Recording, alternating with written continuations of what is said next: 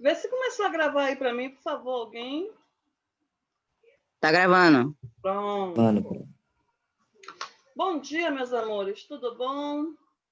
Vamos hoje trabalhar a Grécia da democracia, a conquista macedônica, onde tem o grande Alexandre, né? Alexandre o Grande. O sobrenome dele era esse mesmo, o Grande. Bom, aí nós vamos trabalhar o período clássico, que vai de 500 anos antes de Cristo a 338 anos antes de Cristo, né, que é o século de ouro ateniense. Esse período ele é dividido, né, nas guerras médicas, na guerra do Peloponeso, né, que foram os principais conflitos, né, entre Atenas e Esparta, que são as principais cidades-estados, né? Observe que cidade-estado está em amarelinho, tá vendo? Eu estou me referindo aí a futuramente um país, porque ele está com um E maiúsculo, a gente já falou isso na sala, né, e em outras vezes também, né? E esse período aí, dessas disputas internas, né, que é entre a Atenas e Esparta, vai dar o que a gente chama de período helênico da história grega. Nesse período helênico, ele ficou marcado pelo apogeu, quer dizer, a explosão, né, cultural e artístico, assim também como a dominação da Macedônia, certo?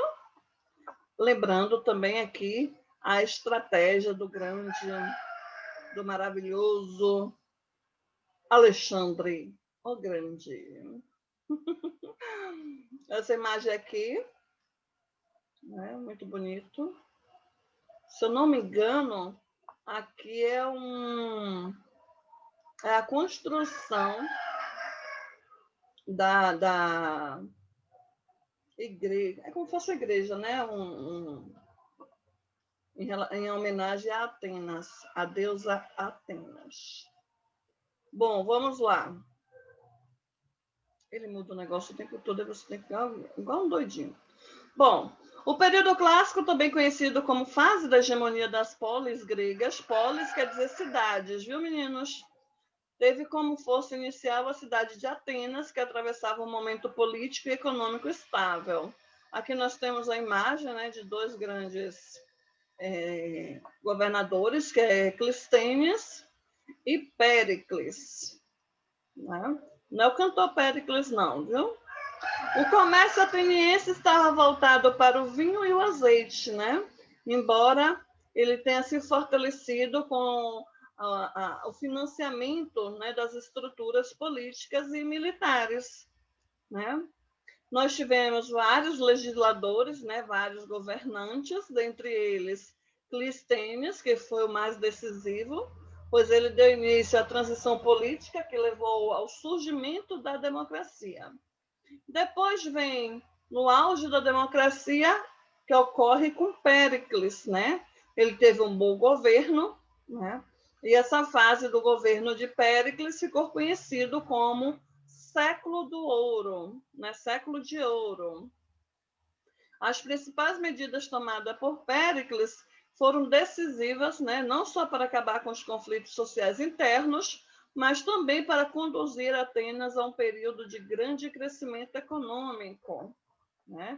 E ele estabeleceu algumas regras, alguns princípios, que foi o princípio da isonomia, no qual todo cidadão ateniense passou a ter os mesmos direitos políticos e sociais, o princípio da isegoria, né, que falava da igualdade de opinião usada nas assembleias, e o princípio da isocracia, que determinou a igualdade entre os cidadãos em relação às decisões políticas nas assembleias. Bom, Péricles estabeleceu também, né, as assembleias como as estruturas mais fortes de Atenas, né, onde eles tomavam toda a decisão, no qual toda a população tinha o direito de voz, né, direito de voto, né? que todas as decisões eram tomadas tinham que ser cumpridas, né? Bom, e além de serem registradas por escriturários. Né? Os escriturários eram os escrivãos, eram escravos que faziam as atas das decisões tomadas nas assembleias, né? Eram os escravos que sabiam ler e escrever, eles tinham uma função um pouquinho diferenciada do outro. Lembrando a vocês que quando a gente está falando de escravo, nesse momento aí, eram escravos diferentes do que, infelizmente, nós tivemos aqui no Brasil, né? Nesse momento aí, ele está falando de escravos que foram através de guerra, né? Quando uma cidade, uma polis entrava em guerra com outra polis, aquela cidade que perdia, os capturados acabavam se tornando escravos, né? Ou se você devesse algo a alguém e não tivesse dinheiro para pagar, você ia servir como escravo por um período, né? Até que a sua dívida fosse sanada, né? Fosse encerrada, né? Infelizmente, infelizmente não, felizmente, né? É diferente dos nossos, que aqui no Brasil foi um ato de atrocidade, né? Do qual eles invadiram várias cidades, estuprando, matando, capturando negros africanos trazidos para cá para transformá-los em escravos, né? Eles não nasceram escravos. Bom, embora houvesse toda essa questão da igualdade, a Atena, eles ainda excluíam os estrangeiros, os escravos, as crianças e, obviamente, as mulheres, né? Estão conseguindo entender? Oi? Sim, Pensei que todo mundo tinha saído e me largado aqui sozinha. Os conflitos no período clássico. Bom,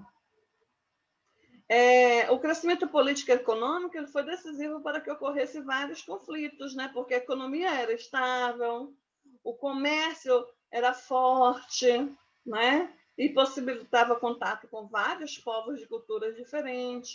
Então, eles começaram um processo expansionista, né? Através das rotas marítimas, né? Assim como os persas e outros povos também desse período, né? Bom, então, nós temos aí as guerras médicas, também chamadas de grego-pérsicas, né? Os persas já haviam conquistado diversas regiões, como Mesopotâmia, Egito, Fenícia, Palestina, as colônias gregas da Ásia Menor, e aí eles voltaram sua atenção para a Grécia continental e peninsular, né? Onde se encontravam Atenas e Esparta. Observe que eu falei Grécia continental e peninsular. O que é que eu quero falar com isso? Alguém saberia dizer a diferença de um para o outro? De continental e peninsular? Hein? Não. Pronto, então vamos lá. Continental, ele quer dizer que é aquele bloco que faz parte do continente europeu, entendeu? E peninsular seriam as ilhas, né? As penínsulas, aquelas. Na realidade, não seria nem ilha aí, seria aquelas pontas de terra que vai entre 3 lados dele, rodeado de água. Aqui não, né? Lá em Salvador nós temos uma península, que é a Península Itapajipana, que fica ali no Largo da Ribeira, né? Se você olhar para um lado, é mar, se você olhar para o outro, mar, se você olhar para frente, é mar. Então, são 3 de 4 lados formado por água, né? Cercado por água. Por isso o nome península. Vamos lá. Logo após a conquista das cidades da Ásia Menor, né, que era uma colônia grega, o rei persa Dário I teve de lidar com a revolta da cidade de Mileto, que teve apoio dos atenienses, mas infelizmente acabou destruída. E aí, foi... Quem é que está querendo entrar? Ana. E aí foi... Deixa eu anotar aqui logo, Ana. Né? Foi esse fato que fez com que os persas declarassem guerra contra Atenas. A Batalha de Maratona ela ocorreu em 490 a.C. Ela foi a primeira entre atenienses e persas, né? Logo após uma tentativa de invasão não sucedida. Né? Essa batalha durou muito pouco e a vitória foi de Atenas. Né? Bom, um fato curioso desse conflito foi o retorno de um soldado ateniense, né, que percorreu todo o trajeto de volta para Atenas, a fim de avisar que havia vencido a batalha. E logo depois de dar a notícia, ele morreu. E aí, em homenagem a esse soldado, foi criada a prova olímpica que encerra os Jogos Olímpicos, né, que é a maratona. Você já deve ter assistido, né, várias maratonas, cuja distância é justamente de 40 quilômetros, a mesma que separa Atenas da planície de Maratona. Né? Após a Batalha de Maratona, tanto os persas quanto os gregos se organizaram militarmente para possíveis novos combates. Na Pérsia, o rei Dário I havia morrido e foi sucedido por seu filho Xerxes. Essa sucessão foi ruim para a Pérsia, né, que teve de recuar e resolver os problemas internos de suas províncias. Né? Atenas, por outro lado, ela uniu suas cidades-estados, né, visando conter possíveis ataques dos persas. Esse é o rei Leônidas. Aqui está. O rei Leônidas de Esparta conteve por alguns dias as tropas dos persas, resistindo com apenas 300 soldados. Tem um filme que retrata muito essa questão do Xerxes, de Leônidas, que é o filme 300. Volta e meia passa na televisão, é muito bom. Dá para entender um pouquinho essa história aqui. O rei Xerxes iniciou seus ataques, venceu algumas tropas de Atenas, né? Derrotando também o rei Leônidas de Esparta, né? E sua famosa tropa de 300 soldados na Batalha das Termópilas. E aí o general Temístocles optou por levar a população da Ática para Salamina, né, onde derrotaram os persas. Aí vem as batalhas de Plateias e Micala, né, que expulsaram de vez os persas do mar Egeu. Né? Esparta se retira da guerra, mas Atenas continua. Aí funda o que a gente chama de Liga de Delos, né? No qual todas as cidades-estados deveriam contribuir com soldados, armamentos e dinheiro. Né? E em 478 as guerras acabaram. Né? Bom, obviamente que as guerras médicas levaram as cidades-estados, né, gregas a uma fase de grande poder. Né? Aqui há os soldados de Dário I. Né? Guerra do Peloponeso, ela ocorreu em 431 a 404. Né? E ela foi positiva para quer dizer, a guerra às médicas, ela foi positiva para Atenas, como eu já tinha dito a vocês antes, né? Bom, quando os persas foram afastados do mar Egeu, os espartanos se retiraram da guerra. E aí Atenas toma o domínio de todas as relações com as outras cidades-estados, né? Como eu disse a vocês, eles fundaram a Liga de Delos, né? E aí, sob o governo de Péricles, Atenas controlou e usou para si próprio boa parte desse recurso. O crescimento e fortalecimento de Atenas começou a despertar a atenção de Esparta, né, que temia que essa situação prejudicasse seus acordos com outras cidades-estados. E aí, Esparta vai, numa tentativa de combater esse avanço de Atenas, ele funda a Liga do Peloponeso, né? E aí, o que acontece? Eita, que hoje eu estou nada falando e aí, né? Lá vai eu, e aí? Bom, a consolidação de Atenas, né? Por conta da vitória das guerras médicas, a criação da Liga de Delos, a interferência da política de Atenas na Grécia e a criação da Liga do Peloponeso foram os fatores que desencadearam a Guerra do Peloponeso. Então, se eu perguntar a vocês na prova quais os fatores que causaram a Guerra do Peloponeso, então eu tenho aqui, ó, a consolidação de Atenas por conta das guerras médicas, a criação da Liga de Delos, a interferência política de Atenas na Grécia e a criação da Liga do Peloponeso.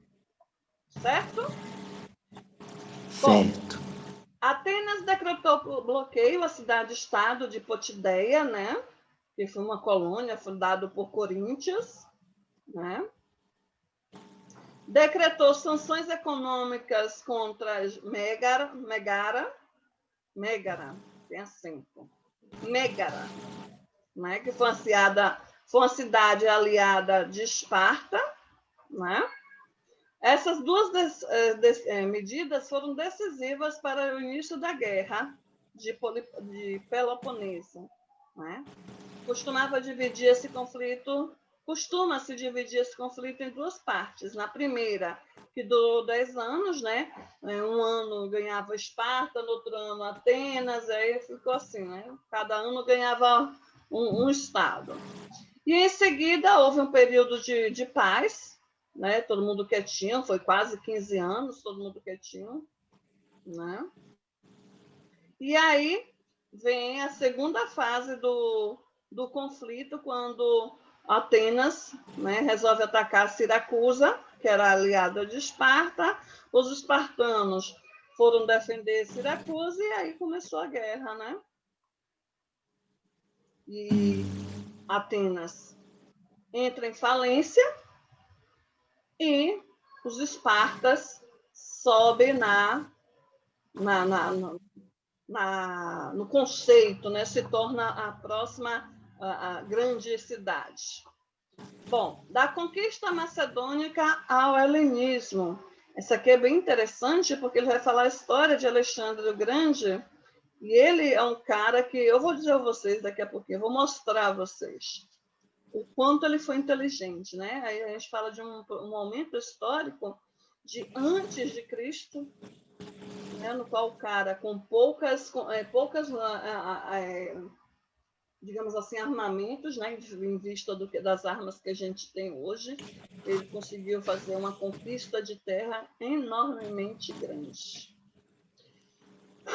Bom, esse período de hegemonia espartana ele foi rápido e bastante instável, né, por causa de algumas batalhas, né, principalmente a guerra do Peloponeso, né, que enfraqueceu bastante Atenas e com muito gasto causou também um conflito social interno a Esparta. O que acontece? Surge nesse momento aí uma outra cidade chamada Tebas, né? Mas essa também, por conta de problemas internos e externos, sofreu várias invasões de outros povos, né?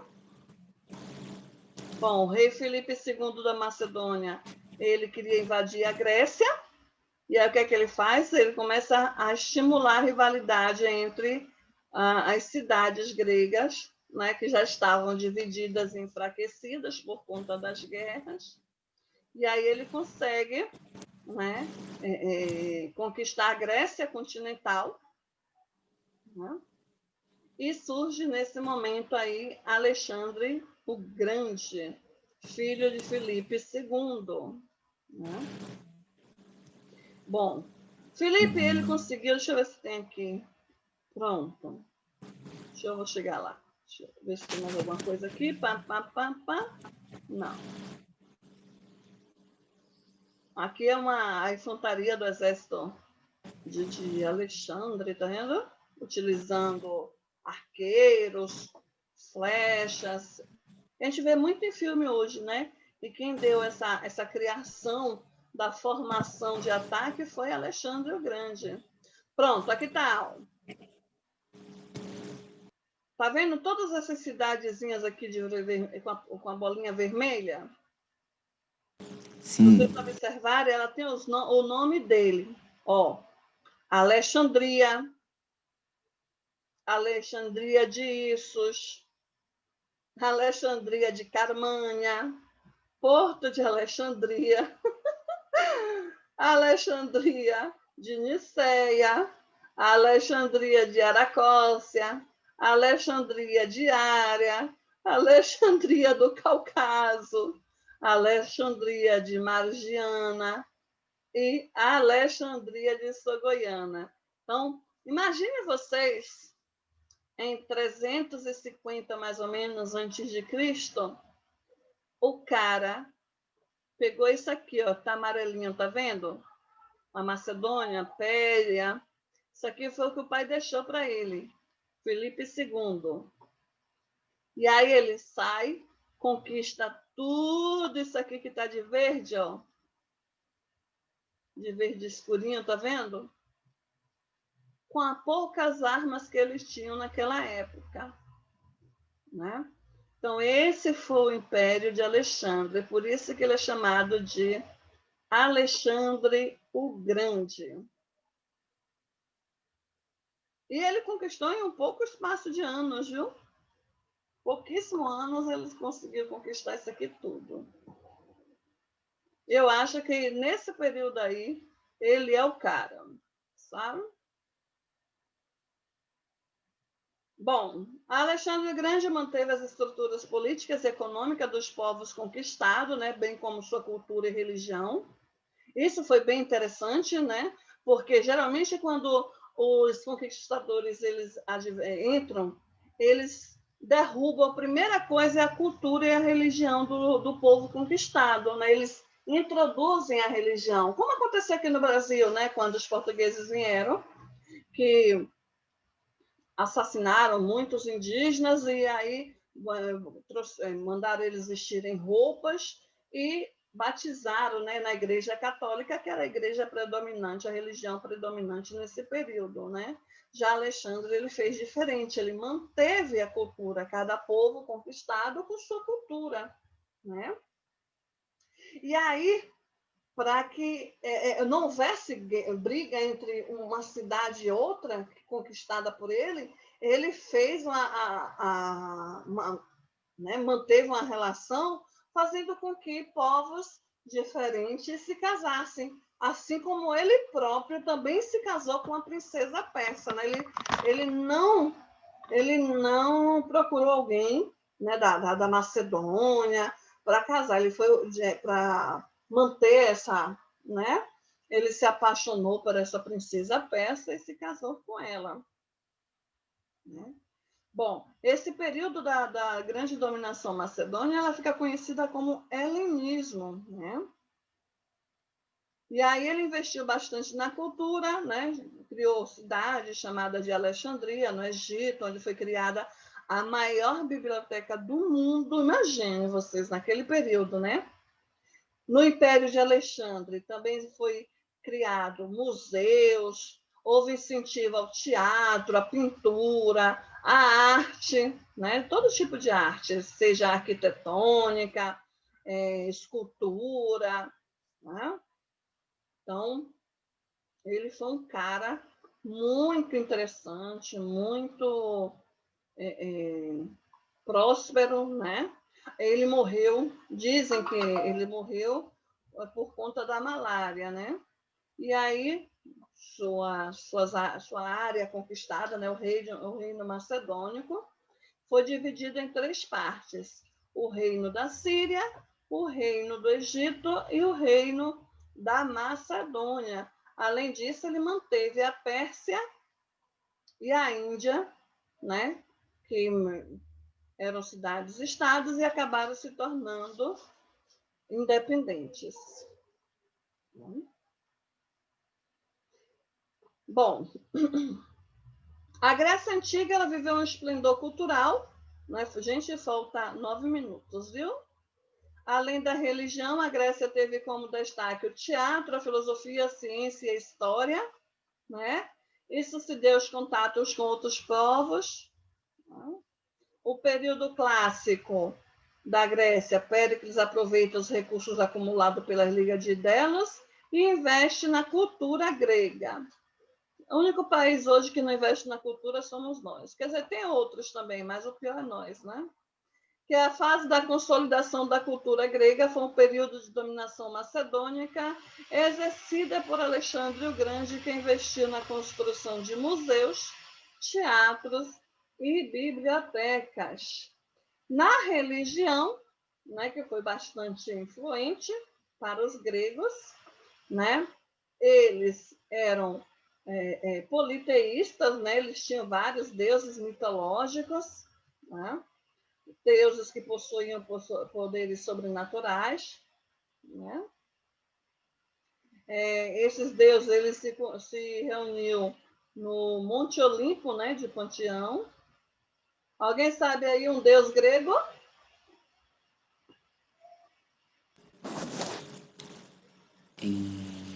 É fácil. É só se lembrar dos filmes. Só umzinho.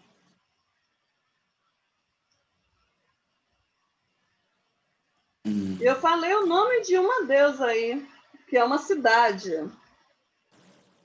Atena, né? A deusa da sabedoria, tem a Afrodite, deusa da beleza e do amor, Apolo, Ares, que é o deus da guerra, Artemis, Deméter, Dionísio. Tem o pai deles todos aí, quem se lembra?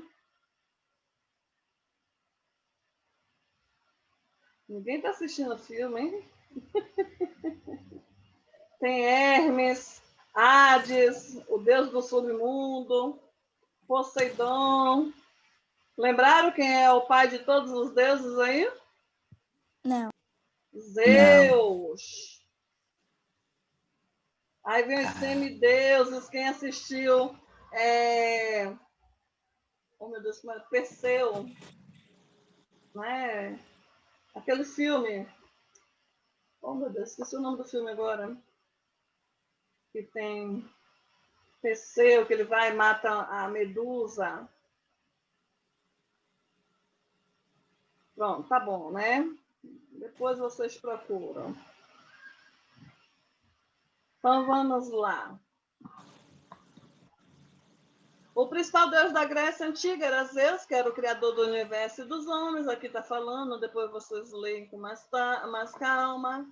O teatro, né, que era uma das expressões artísticas que os gregos mais gostavam, né, buscavam retratar o cotidiano, principalmente as guerras médicas e Peloponeso.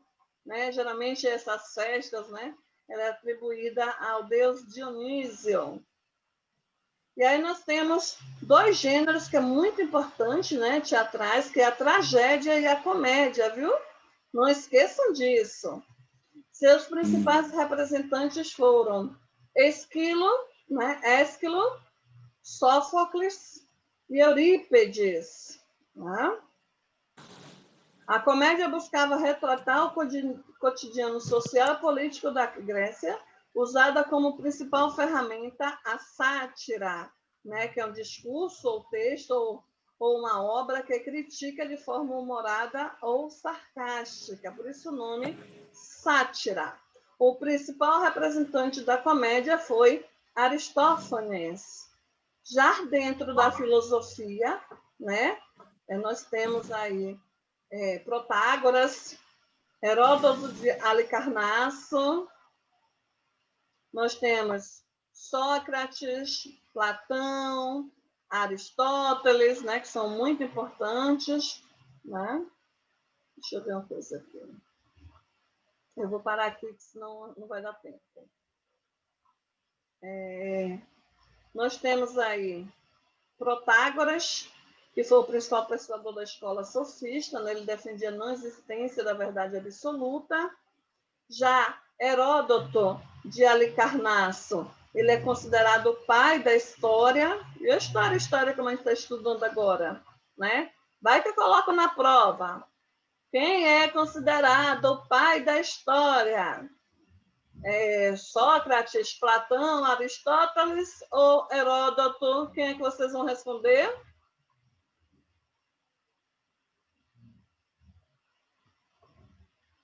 Oi?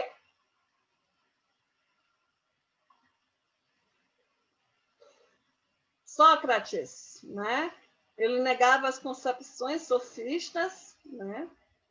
Para ele, a reflexão é fundamental para se encontrar a verdade. Tem uma frase que a gente ouve muito, que é falada, só sei que nada sei. Ela é de Sócrates. Platão, ele foi o maior divulgador das obras de Sócrates, né? Ele dizia que o homem deve buscar a realidade a todo custo, não levando em consideração as influências culturais como a religião. Aristóteles, ele é o precursor do racionalismo, ele defendia que existia uma razão para tudo, né? Usava a lógica analítica, né? E seu principal foco era provar cientificamente que Deus existia. Olha, Aristóteles, ele foi o professor de Alexandre o Grande, né? Então, ele vai ser muito importante para a história. Deixa eu botar aqui. Vocês estão aí? Ou me largaram sozinha enquanto foram dormir? Estamos aqui, escutando. Eu estou vivo. Muito bem. Então, vamos lá. Para responder, página 188, 189,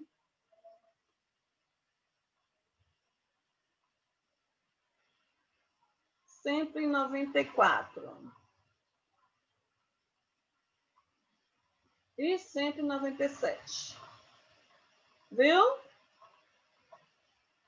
Viu, As atividades até a página 197.